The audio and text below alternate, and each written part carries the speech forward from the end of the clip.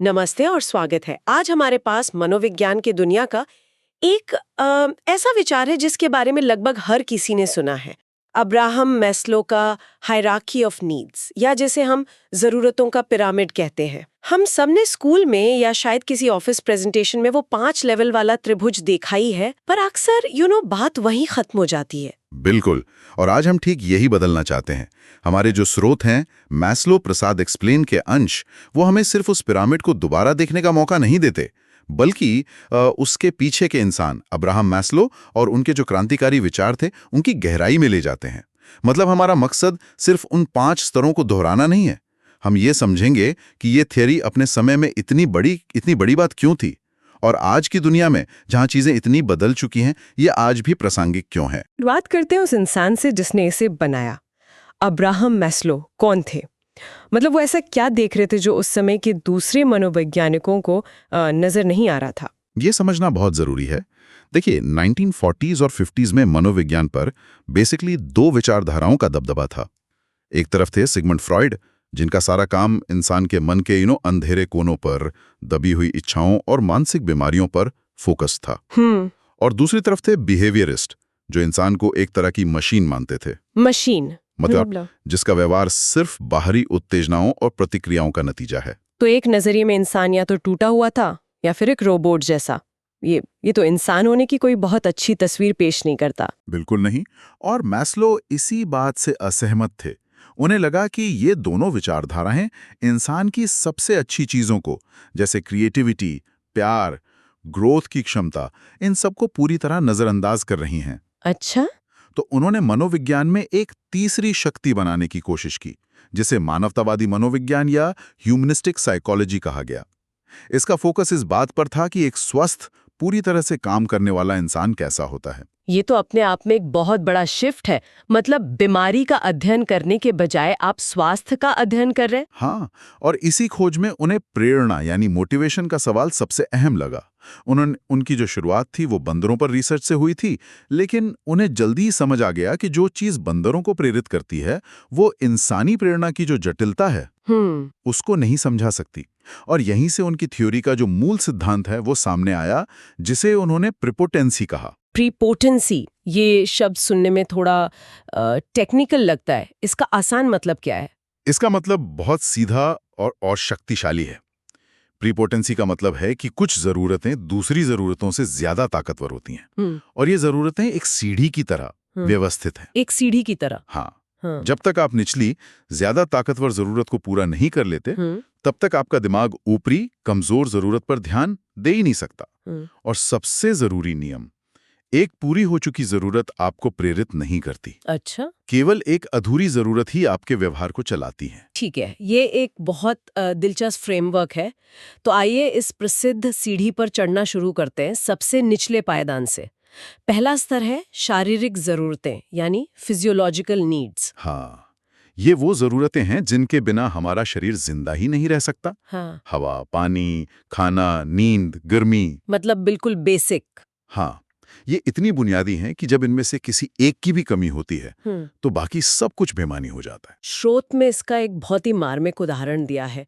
Maslow लिखते हैं कि अगर कोई इंसान सचमुच भूखा मर रहा है, तो उसकी दुनिया में सिर्फ खाना ही मायने रखता है। उसे आज़ादी, प्यार, कला, इन सब चीज़ों की कोई परवाह नहीं होती। उसके लिए यूटोपिया या कह लें स्वर्ग वो जगह है जहाँ ढेर सारा खाना हो। उस पल में उसकी पूरी चेतना सिर्फ रोटी के एक टुकड़े पर सिमट जाती है। बिल्कुल। और जैसी वो जरूरत पूरी होती है, मान लीजिए उसे खाना मिल गया, हाँ। तुरंत वो जरूरत एक प्रेरक शक्ति के तौर पे खत्म हो जाती है और एक नई ऊपरी जरूरत सिर उठाती है। और ये हमें दूसरे स्तर पर ले आती है, सुरक्षा की जरूरत है, सेफ्टी नीड्स। पेट भरने के बाद हम अपनी सुरक्षा को लेकर चिंतित होने लगते हैं। और ये सिर्फ शारीरिक सुरक्षा तो नहीं है ना। आज की दुनिया में तो ये शायद और भी ज्यादा जटिल हो गया है। बिल्कुल। बचपन में ये एक सुरक्षित घर, माता पिता का प्यार, एक तय रूटीन, इन रूपों में दिखती है। लेकिन वयस्कों के लिए ये आर्थिक सुरक्षा है, नौकरी की स्थिरता, हेल्थ इंश्योरेंस, एक सेफ सेविंग्स अकाउंट, ये सब चीजें। सही बात है। जब अर्थव्यवस्था में अनिश्चितता होती है या कोई महामारी आती है, तो हम देखते हैं कि कैसे समाज में बहुत से लोग अचानक इस लेवल पे वापस आ जाते हैं। उनकी सबसे बड़ी चिंता अपनी नौकरी और स्वास्थ्य को बचाना हो जाती है। ये बात तो सही है। तो जब हम शारीरिक रूप से सुरक्षित महसूस करते हैं और आर्थिक रूप से भी स्थिर हैं, तब इंसान का ध्यान कहाँ जाता है? तब हम अकेलेपन से जूझने लगते हैं और ये हमें तीसरे स्तर पर लाता है, अपनेपन और प्यार की जरूरतें, बिलोंगिंगनेस एंड लव नीड्स। इंसान एक सामाजिक प्राणी है। हमें दोस्त चाहिए, परिवार चाहिए, एक जीवन साथी चाहिए। हमें ये महसूस करने की जरूरत है कि हम किसी समूह का हिस्सा हैं, चाहे वो हमारा परिवार हो, दोस्तों का सर्कल हो या ऑफिस की टीम हो। और यहाँ पर मैस्लो एक बहुत जरूरी अंतर बताते हैं प्यार और सेक्स के बीच, जिसे लोग अक्सर मिला देते हैं। हाँ, और ये उनकी थ्योरी की एक बहुत बारीक बात है। वो कहते हैं कि सेक्स एक शारीरिक जरूरत है जो पहले स्तर पर है। ओके। लेकिन प्यार अपनेपन, स्नेह और इमोशनल कनेक्शन की एक गहरी जरूरत है जो तीसरे स्तर पर आती है। जब ये जरूरत पूरी नहीं होती तो इंसान गहरे अकेलेपन और सामाजिक चिंता का शिकार हो जाता है। और मुझे लगता है कि एक बार जब हमें वो जुड़ाव मिल जाता है, जब हम महसूस करते हैं कि हम किसी समूह का हिस्सा है, तो हमारा ध्यान इस बात पर जाता है कि उस समूह में हमारी जगह क्या है। हम सिर्फ सदस्य नहीं बने रहना चाहते, हम सम्मानित महसूस करना चाहते हैं। यहीं से शायद सम्मान की जरूरतें शुरू होती हैं। आपने बिल्कुल सही पकड़ा। यही चौथा स्तर है, सम्मान की जरूरतें, एस्टीम नीड्स। और मैस्लो ने इसे भी दो हिस्सों में बांटा है। अच्छा। पहला है आत्मसम्मान, यानी अपनी नजरों में सम्मान। ये उपलब्धि से, किसी चीज में महारत हासिल करने से, आत्मविश्वास और स्वतंत्रता की इच्छा से आता है।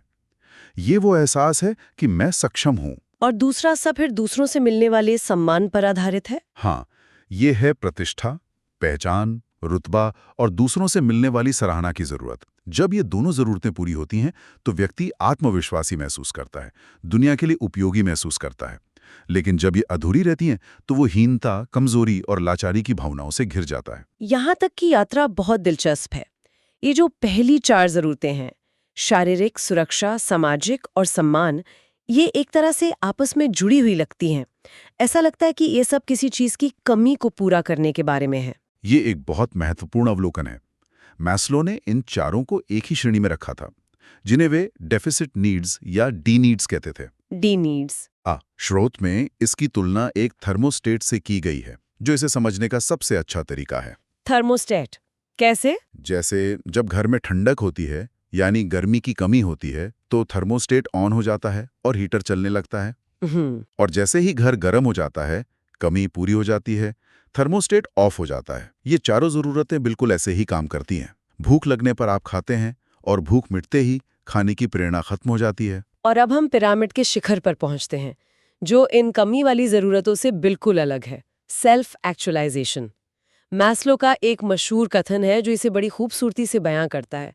एक संगीतकार को संगीत बनाना ही चाहिए, एक कलाकार को पेंट करना चाहिए, एक इंसान जो बन सकता है उसे वो बनना ही चाहिए। और यहीं पर वो थर्मोस्टेट वाला उदाहरण काम नहीं करता। सेल्फ एक्चुअलाइजेशन को बीइंग नीड या बी नीड कहा जाता है। B need. हाँ, ये किसी कमी को पूरा करने के बारे में नहीं है, बल्कि ये विकास और अपनी पूरी क्षमता को पाने के बारे में है। इन जरूरतों की खासियत यह है कि इन्हें पूरा करने पर ये खत्म नहीं होती, बल्कि और मजबूत हो जाती हैं। अच्छा। एक कलाकार जितना ज्यादा पेंट करता है, उसकी पेंट करने की इच्छा उतनी ही बढ़ती है। ज्ञान की तलाश करने वाले को जितना ज्ञान मिलता है, उसकी प्यास और बढ़ जाती है। ये वाकई एक बहुत गहरा अंतर है। लेकिन मैस्लो का मानना था कि बहुत कम लोग इस स्तर तक पहुंच पाते हैं। स्रोत के अनुसार शायद 2% से भी कम। यह आंकड़ा तो चौंकाने वाला है। हाँ। और उन्होंने इस स्तर पर पहुंचे लोगों का अध्ययन भी किया, जैसे अब्राहम लिंकन, गांधी, आइंस्टाइन, ये समझने के लिए कि उनमें क्या समान था। हाँ, और उनके जो गुण हैं वो हमें इस अवधारणा को बेहतर ढंग से समझने में मदद करते हैं। ये सिर्फ सफल लोग नहीं थे, बल्कि मनोवैज्ञानिक रूप से बहुत बहुत स्वस्थ थे। पहला गुण जो स्रोत में बताया गया है वो है कि वे सच्चाई को पहचानने वाले, रियलिटी सेंटर्ड होते हैं। इसका मतलब है कि वे ढोंग, बेईमानी और धोखे को बहुत आसानी से पहचान लेते हैं। वे चीजों को वैसे देखते हैं जैसी वे हैं, न कि जैसा वे चाहते हैं कि वे हों। ये एक बहुत बड़ी क्षमता है। इसके अलावा उन्हें एकांत की एक गहरी जरूरत होती है। वे अकेले रहने में असहज नहीं, बल्कि सहज महसूस करते हैं। ये तो हमारी आज की संस्कृति के बिल्कुल विपरीत है, जो हर समय कनेक्टेड रहने पे जोर देती है। बिल्कुल, लेकिन इन लोगों के लिए एकांत, आत्मचिंतन और रचनात्मकता के लिए जरूरी है। सही है। एक और दिलचस्प गुण है सामाजिक दबाव का विरोध, रेजिस्ट इन कल्चरलिज्म। इसका मतलब ये नहीं है कि वे विद्रोही होते हैं, बल्कि ये कि वे आंख बंद करके समाज के नियमों या फैशन का पालन नहीं करते। उनकी अपनी एक आंतरिक नैतिकता होती है जो उन्हें गाइड करती है। और शायद सबसे खूबसूरत गुण, जैसा कि आपने पहले कहा, उनमें ताज़ा प्रशंसा, फ्रेश अप्रिसिएशन का भाव होता है। वे 100वीं बार भी किसी फूल, बच्चे या सूर्यास्त को उसी आश्चर्य, आनंद और विस्मय के साथ देख सकते हैं जैसे पहली बार देख रहे हों। वाह! ये उस एहसास की तरह है जब आप छुट्टी पर होते हैं और पहली बार कोई खूबसूरत नज़ारा देखते हैं। लेकिन इन लोगों के लिए वो एहसास रोजमर्रा की चीजों में भी जिंदा रहता है। तो ये तो हुआ पिरामिड का एक आदर्श सफर। लेकिन जिंदगी इतनी सीधी नहीं होती। तो यहाँ एक जरूरी सवाल उठता है, क्या ये पिरामिड हर किसी के लिए इतना ही कठोर है? क्या ये एक फिक्स्ड सीढ़ी है जिस पर हर कोई एक ही क्रम में चढ़ता है? ये एक बहुत जरूरी सवाल है और मैस्लो खुद मानते थे कि ऐसा नहीं है। ये एक सामान्य ढांचा है, कोई पत्थर की लकीर नहीं। उन्होंने खुद इसके कई अपवाद बताए। जैसे कि उदाहरण के लिए कुछ लोगों के लिए आत्मसम्मान प्यार से ज्यादा जरूरी हो सकता है। वे पहले एक पहचान बनाना चाहेंगे और फिर किसी रिश्ते में पड़ेंगे। और उन लोगों के बारे में क्या जो किसी ऊंचे आदर्श के लिए अपनी जान दे देते हैं, जैसे कोई शहीद? वे तो अपनी सबसे बुनियादी जरूरत यानी सुरक्षा और जीवन का ही त्याग कर देते हैं। बिल्कुल, ये इस क्रम का एक स्पष्ट अपवाद है। उनके लिए एक उच्च मूल्य जैसे आजादी या न्याय वो शारीरिक जरूरतों से भी ज्यादा महत्वपूर्ण हो जाता है। मैस्लो ये भी मानते थे कि कुछ लोगों में बचपन के बुरे अनुभवों के कारण प्यार की जरूरत स्थायी रूप से खत्म भी हो सकती है। तो ये पिरामिड लचीला है। स्रोत में पीक एक्सपीरियंस का भी जिक्र है। ये क्या है और ये सेल्फ एक्चुअलाइजेशन से कैसे जुड़ा है? पीक एक्सपीरियंस ये परमानंद, गहरी खुशी या विस्मय के क्षण होते हैं।